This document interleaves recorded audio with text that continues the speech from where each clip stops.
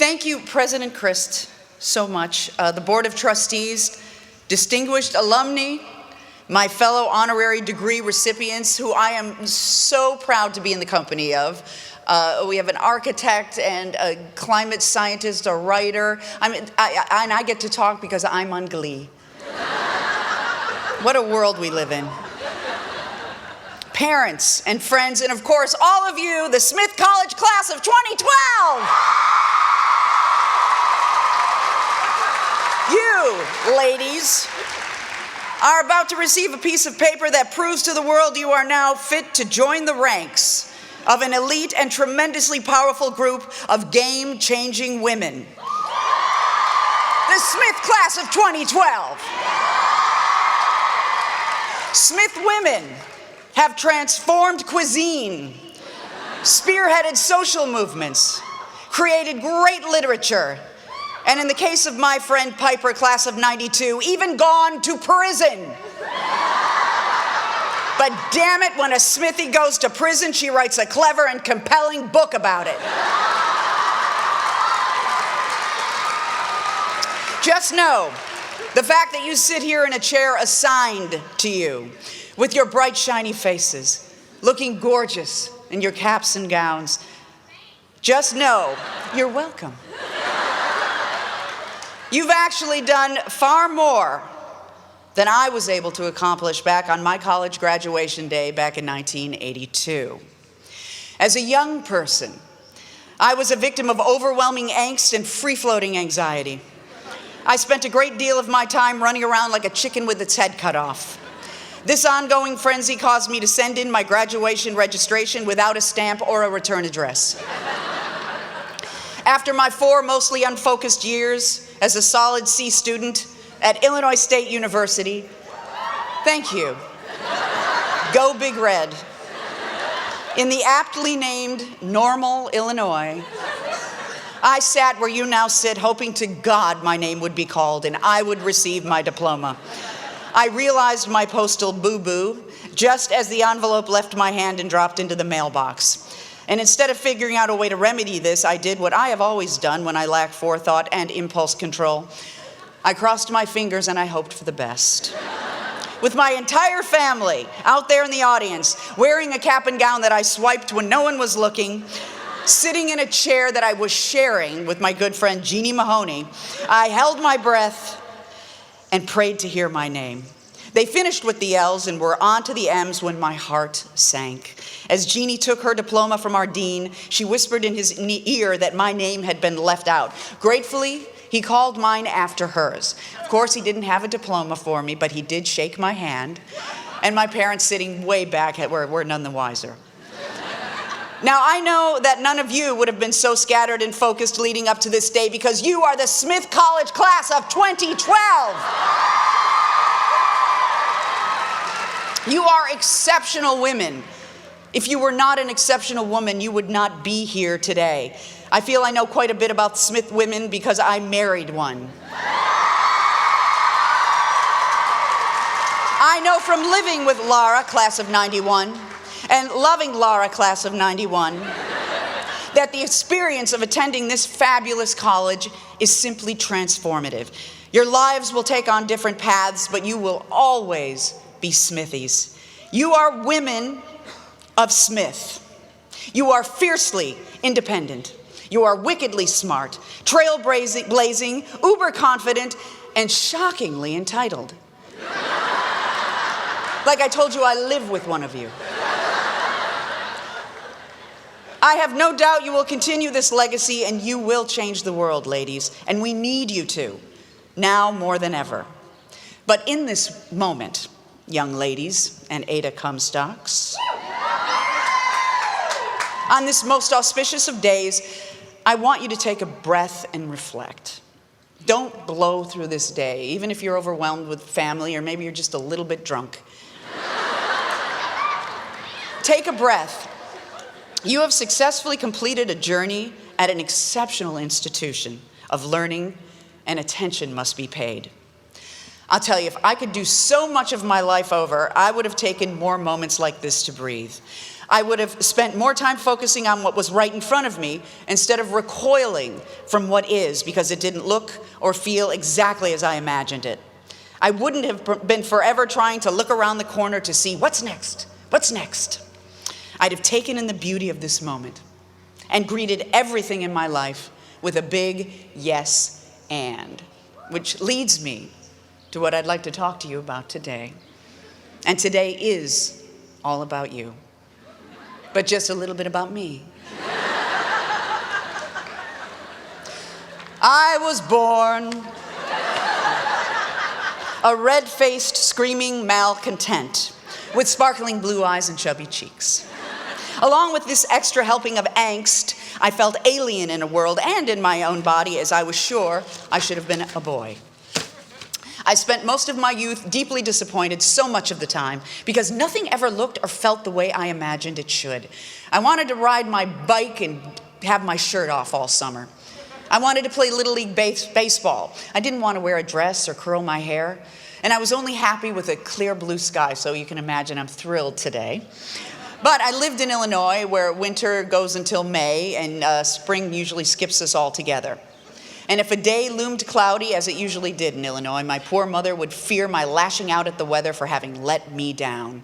I took everything so personally. And I lived my life this way for about 27 years until my life stepped in with a huge lesson that I was just aware enough to notice.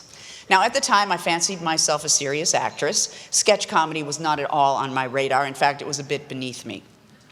And out of left field, I was hired for the Second City. And for those of you who don't know, the Second City is a Chicago institution. Yes, the improvisational breeding ground where the likes of Tina Fey, Amy Poehler, Rachel Dratch, Nia Vardalos, along with some guys you might recognize, it's where they got their start. So there I was, a very tightly wound young woman, obsessed with process and rules. Fresh out of grad school, I was a classically trained pain in the ass, frankly. Engaging in improvisation, the creative equivalent of jumping off a cliff. An art where there are no rules, save one, and that rule is called yes and. Yes and is a vital and only rule of improvisation. It's simply never deny your fellow actor. You should be willing and able to accept whatever he throws at you. Use that as your jumping point, and then you heighten or explore it, as we like to call it. For instance, if I say to you, stick 'em up, and you say, well, that's not a gun, that's your finger, then we have nowhere to go. Or if I say, what a beautiful day it is today, and you say, no, it's not, we're in the middle of winter and it's snowing, we have nowhere to go from there. What if I were to say to you, come, my darling, let's go to bed? And you say, you're not my wife, and put your pants back on. Now where do we go? What do I do with that? The scene is dead in the water, and I'm literally caught with my pants down. Well, in order for our scene to go forward, we affirm what the other is saying, which is the yes part of our equation, and of course then we take it and we build it. That's the and part of the equation. In other words, in order for our lives to go forward, in order to engage fully in life, we need to be willing and able to accept what is right in front of us. Whatever it is, the good, the bad, the thrilling, the heartbreaking, every emotion, occurrence, event, person, place, or thing, and you will experience them all. That's the yes that I'm talking about. And the acceptance and the embrace of it with all your heart, doing something with it, that is the and. You accept influence, and then you exert influence. You can't make a cloudy day a sunny day, but you can embrace it and decide it's going to be a good day after all. I learned through contrast. I had one of my first significant experiences of no but when I was a freshman in high school. I auditioned for and was cast as the king in a one-act version of the Princess and the Pea story called The Ugly Duckling. This also began a lifelong pattern of mine being cast in roles originally intended for men. I'd known I wanted to be an actress right out of the chute, so I was beside myself with excitement. At the audition, I got huge laughs. At the first rehearsal, I didn't get the laughs. I didn't get the love, and I quit. Devastated and so confused, I had no idea what I had just done. My 14-year-old self had no idea how to process it. I had walked up to that which I had ached to do for as long as I could remember. And I don't think I go too far when I say I came face to face with my destiny and I walked away from it. And you know why? Because it didn't feel like I imagined it should have felt. I didn't get the response, i.e. the big laugh, i.e. the big love, like I expected. There was now a real possibility of failure, and I quit. I was at this time unaware of the concept of yes and, feeling the fear and doing it anyway. Now, as you travel through life in these many years ahead, I guarantee you that you will come upon countless times in which the last thing you're going to want to say is yes and. You will experience loss, heartache, the death of a loved one. You'll probably have to say goodbye to a lover. You'll experience rejection, maybe even have to deal with a bad diagnosis. You'll age. And the trick isn't to avoid these times or pretend they're not happening, because you can't. What you'll need to do is step up to them courageously and embrace them. Allow these experiences to permeate your being, and you weave them into the fabric of your life. They will not only strengthen you, but soften you, and you will open your heart to compassion. You will not be powerless in this either. If you embrace what's happening instead of denying it, you can make it your own. If life gives you lemons, grab it by the horns and drive. And yes, I just mixed 3 metaphors. Remember, I was a C student. As a younger person full of that anxiety and fear, in desperate pursuit of the keys to the kingdom, let me tell you what I did right. After I walked away from the ugly duckling my freshman year in high school, I would never let that fear take me over again, at least in the acting department. Not that I would never feel fear again, I just plowed through it. I grabbed at almost every opportunity. Maybe some I should have left at the wayside. Now, this is not to suggest that you should say yes and to every opportunity presented to you. And now I know what you're thinking, Jane, what about doing porno? To which I say, I am as surprised as you. I was never offered the opportunity. But would I have said yes to that? What if life gives us an opportunity to rob a bank, or a way to cheat on our taxes, or say it offers us several hours in a row of Life with the Kardashians, hours that we can never get back?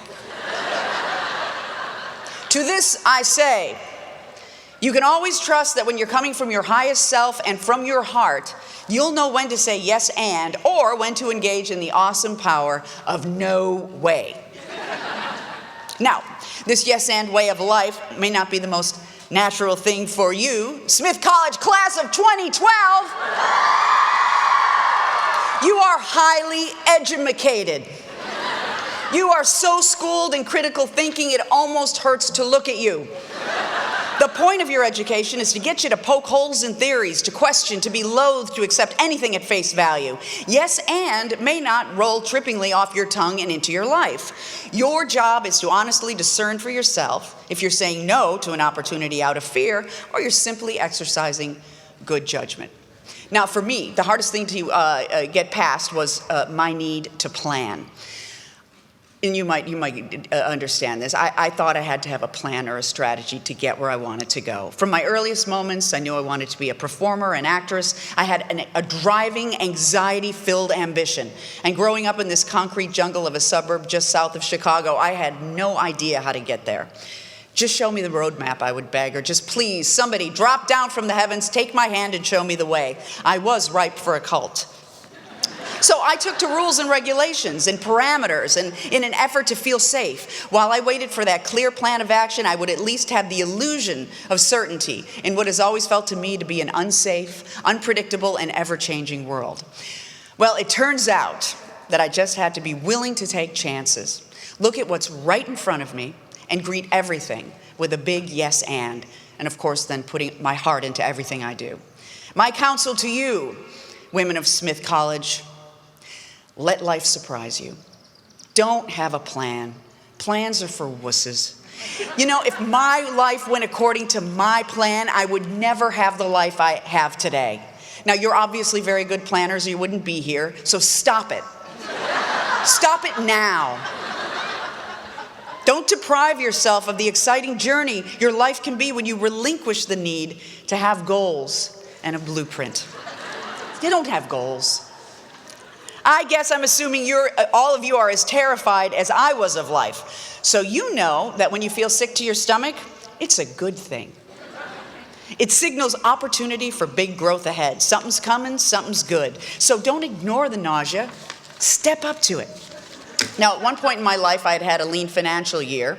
I was in a bunch of sketch comedy shows, and performing It's a Hard Knock Life from Annie in my pantyhose had lost its charm. I was stuck creatively and professionally, and I was in my late 30s, terrified that the parade had passed me by.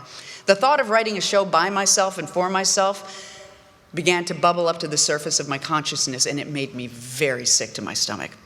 So with a big yes and a chutzpah I didn't even know I had, I created something where there had once been nothing. And this was for the very first time in my life. On my own nickel, I rented a theater for 8 consecutive Wednesdays. I wrote monologues for characters I had accessed from the deepest recesses of my psyche. And I created a 1-hour romp, which I performed literally stinking of fear, and at moments terrified, and others simply elated. I was never more proud of myself, and it blew wide open the doors of my self-confidence. I emerged, in my humble opinion, an artist and a changed woman. I was now one poised for and deserving of the next level. And I met Christopher Guest shortly thereafter. I was cast in Best in Show. Thank you. I was 40 years old, but I was finally in the game, and I never could have planned this. Other momentous occasions where my dreams were about to come true, and I wanted nothing more than to flee the scene: being offered the opportunity to host the Emmys, being asked to host Saturday Night Live, being asked to give the commencement speech at Smith College. When my inside screamed, no, I somehow got my mouth to say yes and. Now, as you know, life is not all about work, and the scariest places to say yes and are also the most rewarding: relationship. Whoever you choose, ladies, your husband, your wife, your partner, will make you see more about yourself than any navel-gazing in solitude could ever reveal. And if the process isn't completely horrifying and frustrating, then you're just not doing it right. This will be your most vulnerable place. I put it off until I was almost 50. Your partner will inevitably see your soft underbelly. Shocking behavior you only read about will start to become your own. Your demon will rise up righteously to destroy your relationship in the guise of saving yourself from really seeing yourself. And your partner will say to you, with all the tenderness that situation allows, "What the fuck?"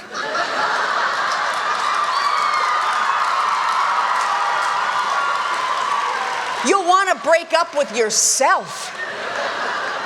Don't be afraid of this horrible version of yourself. Face it, embrace it, coddle it, write it a poem. Maybe it just needs a hug. Shine the light of day on this part of you. Unclaimed and unacknowledged, it's got the power, and its darkest forces will have you enslaved. Accept its influence. Mine it for its gold. Yep, sometimes saying yes and is going to take everything you've got. But the payoff, trusting in love, is just incredible. The day after I met my wife, I met my daughter. And I don't really like kids. I'm a dog person. I couldn't have designed a better kid for me, though. She's witty, she's wise beyond her years, she has a huge heart and such patience with the frailties of human nature that I don't mean to make her sound like the Dalai Lama, but she is exceptional. One day you will meet your child. You may give birth to her, you may adopt her, she may just wander over, or maybe she'll follow you home. And we do meet them, because they're born who they are. We don't make them. We welcome them. Nothing like knowing they're watching you will make you want to be your best self. Hayden was 7 when I met her. She's 10 now. In 8 years, we hope to be dropping her off right here.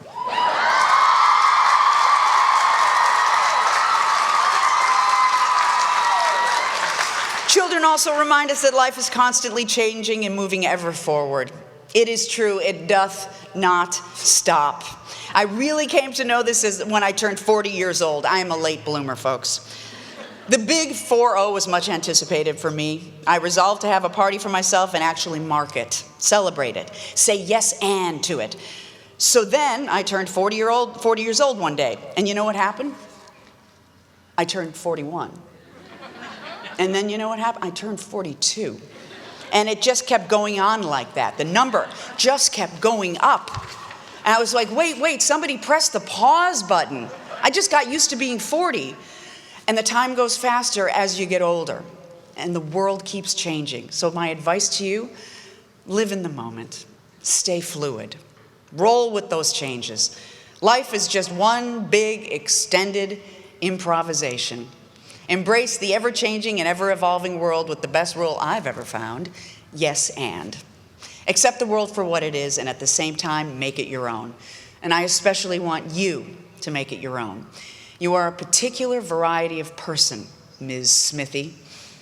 You have spent the last 4 years in an environment that has encouraged you not just to be yourself, but to be your best self, your strongest self. You will have many opportunities to embrace what the world has for you, and I can't wait to see the ways in which you say and. Remember that Smith Women entitlement that I spoke of earlier? I'm counting on yours to ferociously guard the women's health care rights our sisters won for us years ago. Right? And I know you women of Smith will greet that fight with a big yes and anyone who tries to take them away from you with a big no way.